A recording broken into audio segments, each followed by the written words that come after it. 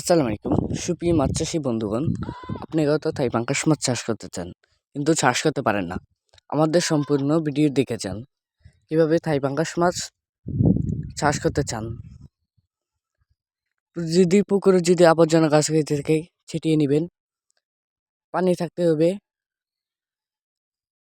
তো গুলা পানি থাকতে হবে। আপনি সার বাংলাদেশ হোম ডেলিভারি দিয়ে থাকি আমরা। আমাদের কাছে সব জাতের মাছের পোনা আছে: কাতলা, সিলভার, পাঙ্গাস, তেলাপিয়া, কই মাছের পোনা, আইন মাছের পোনা, চিতল মাছের পোনা।